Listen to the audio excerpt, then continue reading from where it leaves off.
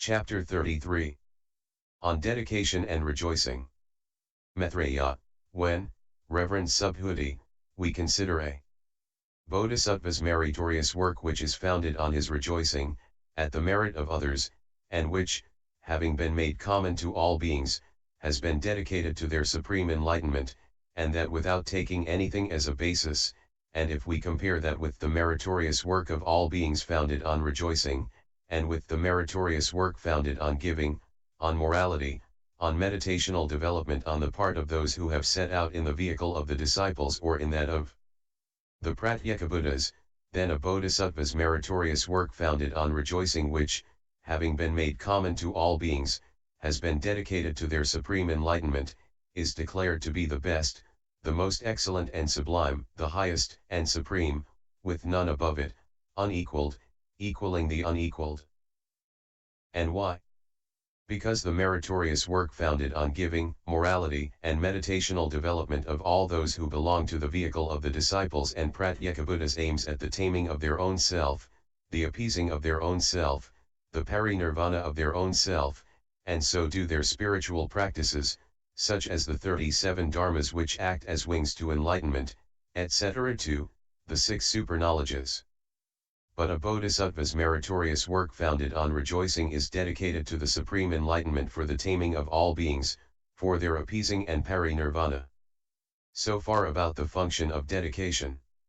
Subhuti, this bodhisattva considers the Buddhas and Lords, beyond reckoning, innumerable, and measureless, who have won parinirvana in the countless world systems in the 10 directions, in each single direction, and their store of merit, associated with the 6 perfections, and acquired in the span of time which begins with their first production of the thought of enlightenment, proceeds to the time when they won the supreme enlightenment, goes on until they finally entered nirvana in the realm of nirvana which leaves nothing behind, and ends with the vanishing of the good law. He considers the foundation of meritorious work based on giving, morality, and meditational development, on the part of those who belong to the vehicles of the disciples and Pratyekabuddhas. He considers the roots of good, with outflows, of those who are still in training, as well as the roots of good, without outflows, of the adepts. He considers the mass of morality of those Tathagatas, the mass of concentration, the mass of wisdom, the mass of emancipation, and the mass of the vision and cognition of emancipation, as well as their solicitude for beings, their great friendliness and great compassion, as well as the immeasurable and incalculable Buddha dharmas, and also the dharma which has been demonstrated by those Buddhas and Lords, and the roots of good of those who through this demonstration of dharma have attained the fruit of a stream winner, etc. to the enlightenment of a Pratyekabuddha, or who through it have entered on the Bodhisattva's special way of salvation, and also the wholesome roots which have been planted under those Tathagatas or Arhats who have now entered parinirvana. In his meditational development, he piles up all that mass of merit, and rejoices over it with the most excellent and sublime jubilation, the highest and utmost jubilation, with none above it, unequaled, equaling the unequaled. Having rejoiced he would make the wholesome root associated with the rejoicing common to all beings and dedicated to their supreme enlightenment, with the words, "May it feed the supreme enlightenment, of myself and of all beings." Now, when a follower of the great vehicle turns over his thought in such a manner, do then those foundations, of merit, and the objects, involved in these contemplations, exist in such a way and are they apprehended in such a way that they would be treated as signs by those sons of good family who belong to the great vehicle? Maitreya, those foundations and objects are not apprehended in such a way that they are turned over into the supreme enlightenment after they have been treated as signs. Subhuti, if he had, on foundations which do not exist and through objects which do not exist, treated as a sign those Buddhas and Lords and their wholesome roots, as well as the disciples and Pratyekabuddhas, the learners and adepts, and their wholesome roots, all of which he had turned over into the supreme enlightenment by way of a sign, should he not beware of a perversion of perception? Thinking that there is permanence in the impermanent, ease in suffering, what belongs to a self in what does not belong to a self, calm in what is not calm. There must be a perverted perception, perverted thought, perverted view. But is it not so that as the foundations and objects are non-existent, so is enlightenment, so is the thought, which is turned over, so are the six perfections, etc. too, so is all knowledge. But if, just as the foundations and objects, so the enlightenment, the thought, form, etc. too, the Buddha-dharmas, are non-existent, then, what is the foundation, what the object, what the enlightenment, what the thought, what the wholesome roots, and what that foundation of meritorious work associated with rejoicing which is turned over into the supreme enlightenment? Maitreya, if, Reverend Subhuti, the Bodhisattva is one who has coursed in the six perfections, who has honored many Buddhas, who has planted wholesome roots, who is upheld by good spiritual friends and who trains in dharmas as empty of their own marks, then he is able to turn over into the supreme enlightenment without having made into a sign those foundations and objects, those Buddhas and Lords, those wholesome roots and those foundations of meritorious work associated with rejoicing. But he succeeds in turning over neither by way of duality nor by way of non-duality, not by way of sign nor by way of the signless, not by way of a basis nor by way of a non-basis, not by way of defilement or by way of purification, not by way of production or by way of stopping. If, however, those bodhisattvas have not coursed in the six perfections, have not honored the Buddhas, have not planted wholesome roots, are not upheld by good spiritual friends and have not trained in dharmas as empty of their own marks, then they turn over into the supreme enlightenment while making those foundations and objects into signs, as well as those wholesome roots and those productions of thought associated with rejoicing. But this perfection of wisdom expounded in such a way, should not be taught in front of a bodhisattva who has newly set out in the vehicle. And so with the other perfections, and the 18 kinds of emptiness. And why? For he would lose that little faith which is his, that little serenity, affection, and respect which are his. In front of an irreversible bodhisattva, great being, should this be taught and expounded, and also the other perfections and the 18 kinds of emptiness. When he has heard it, he will not tremble nor be frightened or terrified if he is one who has been taken hold of by the good friend.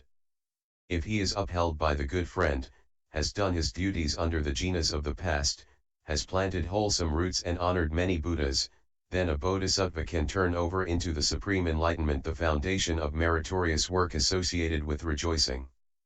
Subhuti, that thought by which one has rejoiced and turned over, that thought is, at the time of turning over, extinct, stopped, departed, reversed, and so are those foundations and objects. What then is the thought associated with rejoicing, what the foundations and objects, and what the wholesome roots, which he turns over into the supreme enlightenment? What is the thought which he turns over, if two thoughts can never meet and if the own being of a thought cannot possibly be overturned? But if a bodhisattva, who courses in the perfection of wisdom, cognizes thus, non-existence is the perfection of wisdom, and so are the other perfections, so is form, etc. too, the Buddha-dharmas, then the bodhisattva succeeds in turning over into the supreme enlightenment the foundation of meritorious work associated with rejoicing. When he turns over in this way, then it becomes turned over into the supreme enlightenment. Thereupon Maitreya, the bodhisattva, the great being, said to Subhuti, the elder, how do, by a son or daughter of good family who has newly set out in the vehicle, these wholesome roots become turned over into full enlightenment? And how do they become turned over after the foundation of meritorious action, which is connected with rejoicing, has been acquired? Subhuti, if, Maitreya, a bodhisattva who, newly set out in the vehicle, courses in perfect wisdom, and grasps this perfection of wisdom without taking it as a basis or without treating it as a sign, then he has much trusting confidence in the perfections, the kinds of emptiness, etc. too, the 18 special Buddha-dharmas, he has been taken hold of by the good friend. And these his good friends expound to him, according to the meaning and the letter, just this perfection of wisdom and the other perfections, and expound them to him in such a way that he becomes one who is not lacking in the perfection of wisdom, and in all the perfections, etc. 2, in the 18 special Buddha Dharmas. He has entered on the certainty that he will be saved by the special methods of a bodhisattva. He will expound the deeds of Mara, and, when he has heard the deeds of Mara, there will be in him neither growth nor diminution. And why? Because of these deeds of Mara no own being is made manifest. And he will never be deprived of the Buddhas the Lords until the time that he enters on a bodhisattva's special mode of salvation. Thereafter he will plant sufficient wholesome roots to enable him to obtain the bodhisattva family, and he will no more be deprived of the bodhisattva family until the time that he fully knows the supreme enlightenment. Moreover, a bodhisattva who has newly set out in the vehicle considers the accumulations of merit of those Buddhas and Lords whose tracks are cut off, whose course is cut off, whose obstacles are cut off, who are guides through the world of becoming, whose tears have dried up, whose impediments are all crushed, whose own burdens are laid down, whose own will has been reached, in whom the fetters of becoming are extinguished, whose thoughts are well freed by right understanding, and who have attained to the highest perfection in the control of their entire hearts, as well as the accumulations of merit of the Tathagatas who abide at countless world systems in all the 10 directions and demonstrate Dharma, together with their congregations of disciples, and also the accumulations of merit of those who have planted wholesome roots under them, or in the good families of warriors, etc., or among the various kinds of gods. All these he piles up, rolls into one lump, and weighs up, and then rejoices over them with the most excellent and sublime jubilation, the highest and utmost jubilation, which has none above it, and, having rejoiced at it, he should turn over into the supreme enlightenment that wholesome root associated with the rejoicing.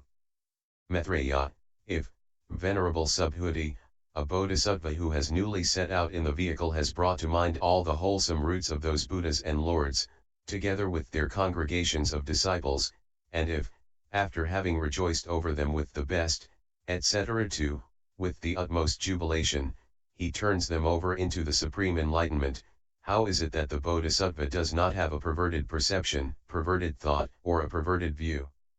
Subhuti, if, Subhuti, the bodhisattva brings to mind those Buddhas and Lords, together with their congregations of disciples, then he is not one who perceives a Buddha, or a disciple, or a wholesome root, but with regard to the thought by which he turns over he becomes in that very thought one who perceives the thought, only, when he turns over in this way, the bodhisattva has no perverted perception, thought, or view.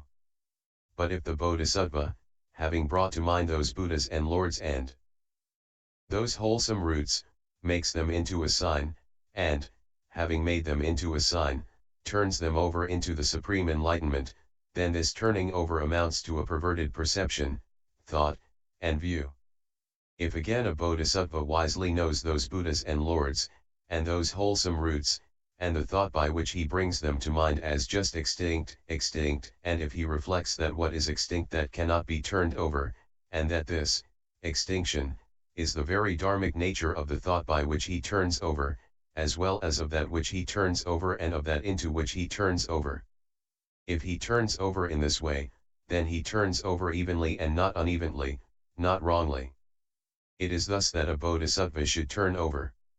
The bodhisattva considers the accumulation of merit of the past, future, and present Buddhas and Lords, from their first production of the thought of enlightenment up to their parinirvana and further up to the vanishing of the good Dharma, as well as the accumulation of merit of the disciples and pratyeka Buddhas, and also the wholesome roots which as a result of hearing the demonstration of Dharma have been planted by the common people, by the Devas, Nagas, Yakshas, Gandharvas, Asuras, Garudas, Kinnaras, and Mahoragas, by members of good warrior families, etc. 2, by the gods up to the gods of the pure abode. All that he piles up, rolls into one lump, and weighs up, and, then, having rejoiced over it with the most excellent and sublime jubilation, which has none above it, is unequaled, and equals the unequaled, he turns all this over into the supreme enlightenment. And if he again turns over while being aware that those dharmas are extinct, stopped, departed, reversed, and that dharma also into which it, i.e. the wholesome root, is turned over is empty in its own being, then it, i.e. the wholesome root, becomes something which has been turned over into full enlightenment. And so it does if he turns over while aware that dharmas cannot turn over dharmas, because all dharmas are empty in their own being. It is thus that a bodhisattva who courses in the perfection of wisdom and the other perfections is without perverted perception, thought, or view. And why? Because he does not settle down in those turnings over, and, since he does not review those wholesome roots and that thought of enlightenment, he cannot settle down in it. This is the supreme turning over of a bodhisattva, a great being. The accumulation of the foundations of meritorious work furthermore becomes something which the bodhisattva has turned over into full enlightenment if he remains aware that this accumulation of the foundations of meritorious work is isolated from the skandhas, elements, and sense fields, from the 37 dharmas which act as wings to enlightenment, etc. to, from the 18 special dharmas of a Buddha, and if furthermore he remains aware that the foundation of meritorious work associated with rejoicing is isolated in its own being, that the Buddhas and Lords are isolated from the own being of a Buddha, that also the wholesome roots are isolated from the own being of wholesome roots, the accumulations from the own being of the accumulations, the thought of enlightenment from the own being of the thought of enlightenment, the thought of turning over from the own being of turning over, enlightenment from the own being of enlightenment, the perfection of wisdom from the own being of the perfection of wisdom, etc. to, the Buddha Dharmas are isolated from the own being of the Buddha Dharmas. It is thus that a bodhisattva should course in the isolated perfection of wisdom. This is the perfection of wisdom of a bodhisattva, a great being. Moreover, a bodhisattva should mindfully recollect all the wholesome roots of those Buddhas and Lords and turn them over in such a way that he is aware that such as that turning over so is that thought by which one turns over, both are of the same kind, have the same own being. When he remains aware of that, it, i.e. the wholesome root, becomes something that has been turned over into full enlightenment. When he turns over in this way he is without perverted perception, thought, or view. If, however, the bodhisattva who courses in perfect wisdom becomes aware of that wholesome root of those Buddhas and Lords by way of a sign, then he does not succeed in turning it over into full enlightenment. And even if he brings to mind that the Buddhas and Lords of the past who have entered parinirvana are without a sign and without an objective sphere, and if he treats that as a sign, then he does not succeed in turning over those wholesome roots into full enlightenment, and he has perverted perception, perverted thought, and perverted views. But if he does not perceive the Buddhas and Lords, nor those wholesome roots, nor those accumulations, nor those productions of thought, and if he does not make them into a sign, then the wholesome roots become something that has been turned over into full enlightenment, and the bodhisattva is then without perverted perception, thought, or view. Maitreya, how, Reverend Subhuti, does the bodhisattva turn over without making a sign? Subhuti, the bodhisattva should train himself in the skill in means contained in this perfection of wisdom. For the bodhisattva should know about skill in means from this perfection of wisdom, and without resorting to the perfection of wisdom he cannot possibly turn over the foundation of meritorious work. Maitreya, one should surely not say, Venerable Subhuti, that those Buddhas and Lords do not exist in the perfection of wisdom, nor those wholesome roots, nor those accumulations, nor those productions of thought, etc. too. One should not say that one does not turn over into full enlightenment. Subhuti, a bodhisattva who courses in perfect wisdom should consider as follows: stopped are those personal lives, those wholesome roots, those accumulations, and those productions of thought. But it is only when one has made a sign that the Buddhas and Lords are discriminated, as well as those wholesome roots, those accumulations, and those productions of thought. And the Tathagatas withhold their sanction from the rejoicing of someone who in this way turns over by way of a sign. And why? For this becomes to him a great basis that he makes into a sign the Buddhas and Lords who have entered parinirvana, that he discriminates and apprehends them. Therefore a bodhisattva who wants to turn over the wholesome roots should not turn them over after having apprehend them and made them into a sign, For the Tathagatas have not ascribed great wonder-working power to the turning over carried out by one who perceives a basis or a sign. And why? Because that turning over is poisonous and thorny.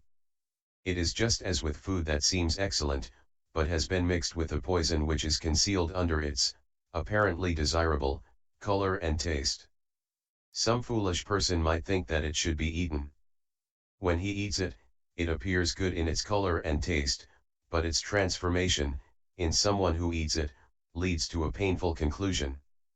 Just so someone who has badly seized the teaching, badly distinguished it, and who badly repeats it, and who neither knows its meaning nor understands it, will instruct others as follows: Come here, you son of good family, and consider the wholesome roots which the Buddhas and Lords of the past, future, and present have effected in the interval between their first production of the thought of enlightenment, up to their achievement of the supreme enlightenment, up to their entry into final nirvana in the nirvana element which leaves nothing behind, and up to the vanishing of the good Dharma, by coursing in the perfection of wisdom and in the other perfections, and also the wholesome roots associated with the four trances, etc. to the Buddha Dharmas, through the accumulation of which the Buddha fields are purified and beings matured, and of those Buddhas and Lords the mass of morality, concentration, wisdom, emancipation, and the mass of the vision and cognition of emancipation,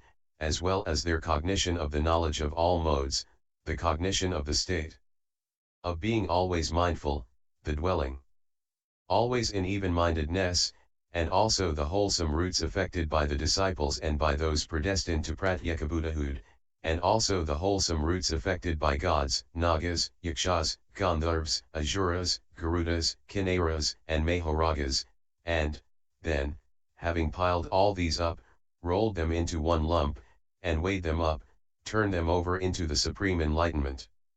Thus this turning over, since it is carried out by means of a sign and a basis, causes people to partake of poisonousness. It is just like the poisonous food mentioned before. There can be no turning over for one who perceives a basis. And why? For a basis is poisonous, has a range, and is connected with signs, causes, and conditions. One who turns over in this way has not been well taught by the Tathagata, he does not preach what the Tathagata has said, he does not preach the Dharma. Followers of the Bodhisattva vehicle should not train in this way. Maitreya, how, then, should one turn over the wholesome roots of the past, future, and present Buddhas and Lords, after having rejoiced over them, from the production of their first thought of enlightenment, to their awakening to the supreme enlightenment, to the period when their good Dharma remains established, including their congregations of disciples, all the wholesome roots which they have effected during this interval, until they have attained all knowledge, etc. to, how should one, after having rejoiced over them, turn over the wholesome roots planted by gods, Nagas, Yakshas, Gandharvas, Asuras, Garudas, Mahāragas, humans, and non-humans? And how should one turn over so that those wholesome roots are actually turned over into the supreme enlightenment? Subhuti, here a follower of the great vehicle, who courses in the perfection of wisdom and who does not want to calumniate the Tathagata, should turn over as follows, as the Tathagatas cognize with their unsurpassed Buddha cognition those wholesome roots, their kind such as it is, their own being such as it is, their marks such as they are, and as they exist in their own dharmic nature, just so I rejoice, and as the Buddhas and Lords cognize it, so also I turn over into the supreme enlightenment. It is thus that a follower of the great vehicle should turn those wholesome roots over into the supreme enlightenment. When he turns over in such a way, he does not calumniate the Tathagatas, he preaches what the Tathagata has said and he preaches Dharma. It is thus that the Bodhisattva's turning over becomes non-poisonous. Triple World.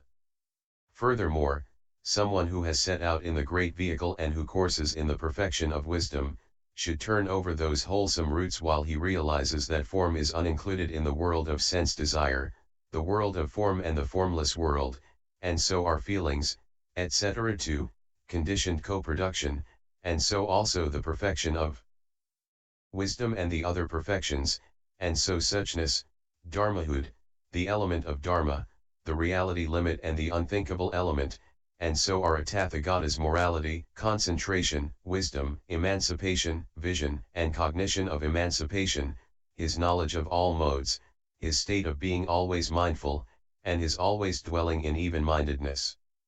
But what is unincluded that is not past, future, or present? And why? Because just as that is unincluded, in the triple world, so is also the turning over, and the dharmas which and into which one turns over, and he who turns over, and also the Buddhas and Lords and their wholesome roots, and also the disciples and Pratyekabuddhas and their wholesome roots. But what is unincluded that is not past, future, or present?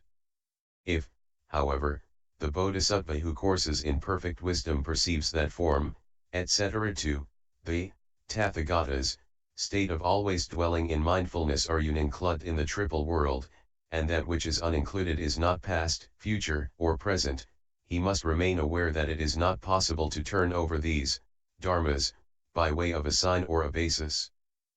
And why? Because a dharma's own being does not exist, and that of which an own being does not exist is non-existence, but it is impossible to turn over non-existence by way of non-existence. It is thus that a bodhisattva's turning over becomes no end poisonous. If, however, a follower of the great vehicle turns over these wholesome roots by way of a sign and a basis, then he turns them over wrongly, but the Buddhas and Lords do not praise the wrong turning over as the right turning over. Such a one does not turn over with the turning over which the Buddhas and Lords praise, he does not turn over in the perfection of giving, etc. too, in the perfection of wisdom, he thus will not fulfill the 6 perfections, etc. too, the Buddha Dharmas, he will not fulfill the concentrations or the Dharni doors, he will not purify the Buddha field or mature beings. But if he does not purify the Buddha field or mature beings, then he will not fully know the supreme enlightenment. And why? Because his turning over is spoiled by poison. Moreover, the Bodhisattva who courses in the perfection of wisdom should thus consider, as the Buddha's end. Lords cognize it, through that dharmahood should that wholesome root be turned over. Then it will actually and successfully be turned over. In this way I turn it over through this dharmahood to the supreme enlightenment. Weak. The Lord, well said, Subhuti, well said, you who explain the mass of turning over to the Bodhisattvas, the great beings, by way of the signless and baseless, by way of non-production and non-manifestation, by way of non-defilement and non-purification, by way of non-existence and of the emptiness of own marks, by way of the Dharma element, of suchness, of non-falseness, of unaltered suchness. If all the beings in the great trichiliocosm were to become recipients of the 10 ways of wholesome action, of the 4 trances, etc. too, of the 5 superknowledges, would they on the strength of that beget much merit? Subhuti, they would, O Lord. The Lord, a merit greater than this would that son or daughter of good family beget who would turn over the wholesome roots by a turning over which is without any stain. For such a turning over on the part of that son or daughter of good family is proclaimed the most excellent of all. Moreover, Subhuti, if all the beings in the great trichiliocosm were to become stream winners, etc. too, arhats, and if someone would during his entire life honor, revere, and worship them, with robes, etc. would he on the strength of that beget much merit? Subhuti, he would, O Lord. The Lord, greater than his would be the merit of someone who would turn over the wholesome roots by a turning over which is without stain. Moreover, Subhuti, if all beings in the great trichiliocosm were to become Pratyekabuddhas, and if someone would during his entire life, honor, revere, and worship them, with robes, etc. would he on the strength of that beget much merit? Subhuti, he would, O Lord. The Lord, greater than his would be the merit of someone who would turn over wholesome roots by a turning over which is without stain. Moreover, Subhuti, if all beings in this great trichiliocosm would set out for the supreme enlightenment, and if in all the 10 directions all the beings in the countless world systems would for countless eons honor, revere, and worship one single bodhisattva with robes, etc., and furnish him with all he might need with those sons and daughters of good family on the strength of that beget a great deal of merit? Subhuti, a great deal indeed, O Lord. That merit would in fact be infinite. It would not be easy to find a comparison for this foundation of meritorious work. If that foundation of meritorious work were a material thing, it would not find room even in all the world's systems countless like the sands of the Ganges. The Lord, well said, Subhuti, well spoken was that which you have just said. Greater than that would be the merit of someone who would thus turn over wholesome roots into the supreme enlightenment by a turning over which is without stain. Such a turning over of wholesome roots is proclaimed as the most excellent of all. The mass of merit previously mentioned will be infinitesimal compared with the mass of merit due to the turning over which is without stain. And why? Because those who were endowed with the 10 ways of wholesome action, the 4 trances, etc. too, the 5 superknowledges, were also perceivers of a basis. And so were those who honored, revered, and worshipped, with robes, etc. all those beings who had become stream winners, etc. too, arhats and pratyekabuddhas, and furnished them with all they might need. For this was only a matter of honoring, revering, and worshipping bodhisattvas who are based on something.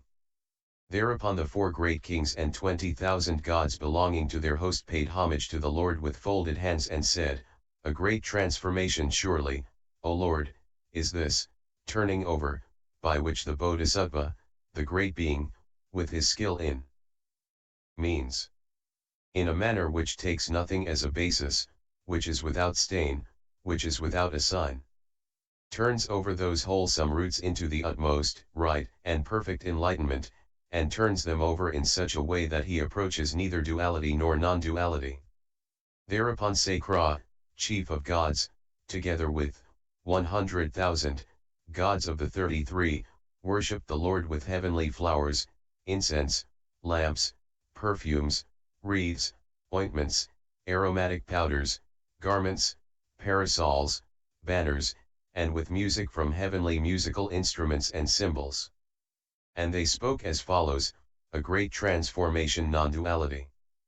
Further again a Suyama god, a Samtushita, a Nirmanarati, a Paranirmitavasavartan god, together with many hundreds of thousands of deities said to the Lord, a great transformation non-duality. Thereupon many hundreds of thousands of kotis of Nyotas of the Brahmaparshati gods came to where the Lord was, saluted the Lord's feet with their heads, raised their voices, and uttered the following words, "It is wonderful, O Lord, how much a bodhisattva, a great being who has been taken hold of by the perfection of wisdom and by skill in means, surpasses the wholesome roots of those previously mentioned bodhisattvas and sons and daughters of good family who are based on something." And so spoke 17 other classes of gods, up to the highest gods. Thereupon the Lord said to those gods, from the gods belonging to the 4 great kings up to the highest gods, if, O gods, all the beings in the great trichiliocosm had all set out for full enlightenment, and if they all, by way of taking something as a basis, would, after they had piled them up, and rejoiced at them, turn over into full enlightenment the following wholesome roots, i.e. those of the past, future, and present Tathagatas, Arhats, fully enlightened ones, with their congregations of disciples, and with their Pratyekabuddhas. Beginning with the first thought of enlightenment, going on until the time when they have fully known the utmost, right, and perfect enlightenment, going on until they have entered pari-nirvana in the nirvana element which leaves nothing behind, and up to the establishment of their good dharma, i.e. the wholesome root, acquired by those Buddhas and Lords in that interval, and by those disciples and by those Pratyeka Buddhas, and by all those beings different from them, the wholesome root, which has issued from the perfection of giving, etc. to the perfection of wisdom. The mass of morality, the mass of concentration, the mass of wisdom, the mass of emancipation, the mass of the cognition and vision of emancipation, and in addition the other measureless Buddha dharmas. And if on the other hand a son or daughter of good family has set out for full enlightenment, and turns the above wholesome roots over into full enlightenment, after he has piled them all up, heaped them up, weighed them all up, and has rejoiced over them with the most excellent rejoicing, and, he turns over, in the manner of not taking anything as a basis, by way of non-duality, without a sign, without a stain, treating all dharmas as inactive. Then, that second son or daughter of good family begets much more merit than the previously mentioned sons or daughters of good family, and their wholesome root is incomparably superior to theirs. This turning over of the bodhisattva which takes nothing as a basis is the one which is described as the most excellent, etc. too, as something quite unsurpassed. Subhuti, how is it that a jubilation becomes the most excellent, etc. too, something quite unsurpassed? The Lord, the jubilation of a bodhisattva becomes the most excellent, etc. too, something quite unsurpassed when he does not seize upon or release the wholesome dharmas of the Tathagatas of the past, future, and present, together with their Pratyekabuddhas, and also the wholesome dharmas of all other beings, and if he does not mind them, not despise them, not apprehend them, but if he thinks to himself that therein no dharma is produced or stopped, defiled, or purified, and that of those dharmas there is no diminution or growth, no coming or going, no heap and no non-existence, and if he resolves to rejoice in accordance with the suchness, non-falseness, and unaltered suchness of those dharmas, with their dharmic nature, the established order of dharma, and the fixed sequence of dharma, and if after having rejoiced, he turns it over into the supreme enlightenment. All other kinds of rejoicing are infinitely inferior to this one, and by comparison with them this rejoicing is called the most excellent. Moreover, a son or daughter of good family who has newly set out in the vehicle and who wants to rejoice over the wholesome roots of the past, future, and present Tathagatas, together with their disciples, and the Pratyekabuddhas, acquired between the production of the first thought of enlightenment and the period when their dharma remains established, associated with the perfection of giving, etc. too, associated with the immeasurable Buddha dharmas, as well as over the wholesome roots of all other beings, due to giving, morality, and meditational development, he should rejoice as follows, as the resolve so the gift, the morality, etc. too, the wisdom, as the resolve, so form, etc. too, consciousness, as the resolve, so the elements, etc. too, the Buddha dharmas, as the resolve so the vision and cognition of emancipation, as the resolve so the rejoicing, as the resolve, so the past, future, and present Buddha dharmas,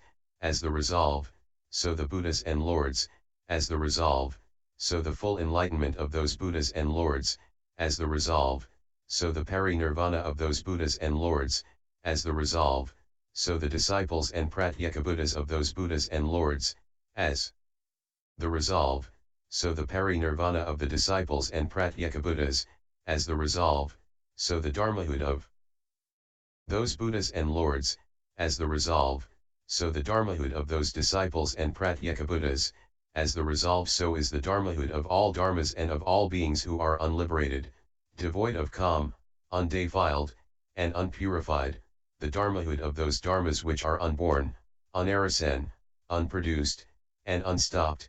In this way he turns over to the supreme enlightenment, although nothing passes on and nothing is destroyed. This is the most excellent rejoicing of the bodhisattvas. When he is endowed with this rejoicing, the bodhisattva quickly knows full enlightenment.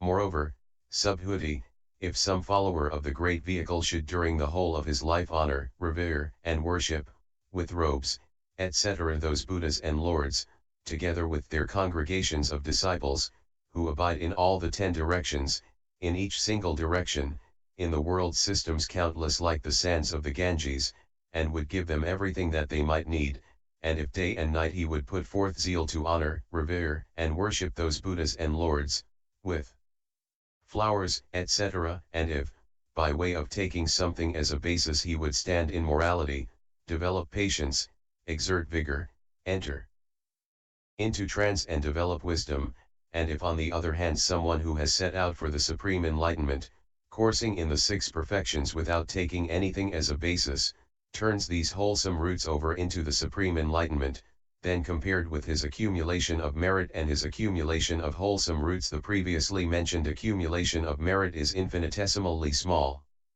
This is the turning over which is proclaimed as the most excellent, etc. too, as something quite unsurpassed. It is thus that the Bodhisattva, who courses in the 6 perfections, and who has rejoiced over those wholesome roots by way of skill in means and by way of taking nothing as a basis, should turn these wholesome roots over into the supreme enlightenment.